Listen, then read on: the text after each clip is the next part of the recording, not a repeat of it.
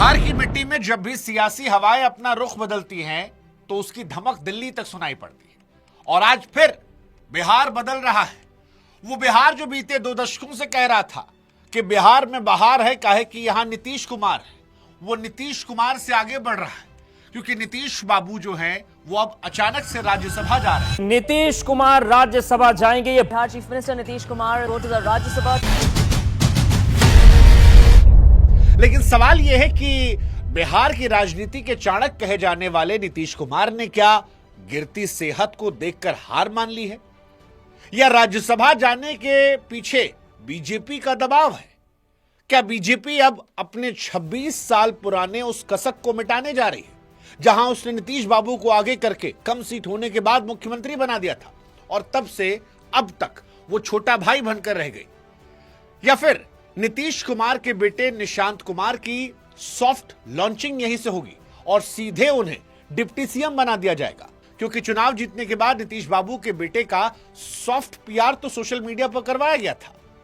कुल मिलाकर कहें तो बिहार आज एक नए युग की दहलीज पर खड़ा है और कई सारे सवाल तैर रहे हैं। सवाल यह कि क्या बिहार को 4 दशकों के बाद कोई समण मुख्यमंत्री मिलेगा? क्या सम्राट चौधरी, जिन्हें कभी अमित शाह ने कहा था बहुत बड़े नेता बनेंगे, इनको हम बनाएंगे, वो मुख्यमंत्री की कुर्सी पर जाकर बैठेंगे? या फिर बीजेपी हरियाणा की तर्ज पर किसी अनजान चेहरे को लाकर सबको चौंकाएगी, जैसे भजनलाल या मोहन यादव में चौंकाया था? क्या जेडीयू का विलय बीजेपी में होगा, या निशांत कुमार के जरिए पार्टी को बचाए रखने की एक नई कोशिश है और एक नई जेडीयू की शुरुआत की जा रही है? इन तमाम सवालों के जवाब आज सभी के मन में है। आज बिहार के इन सवालों के जवाब तलाशने के लिए हमें बिहार की सत्ता के बंद कमरों की कहानी को समझना पड़ेगा, और इसीलिए आज थोड़ा सब्र रखिएगा।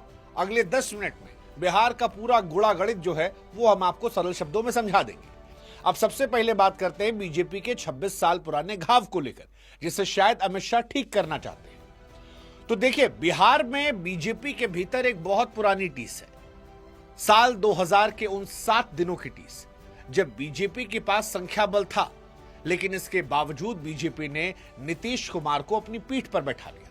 उस वक्त के दिग्गज नेता अटल बिहारी वाजपेयी और लाल कृष्ण आडवाणी ने गठबंधन धर्म निभाने के लिए नीतीश कुमार को नेता माना, लेकिन उसका खामियाजा बीजेपी बिहार ने अगली 2 पीढ़ियों तक भुगता।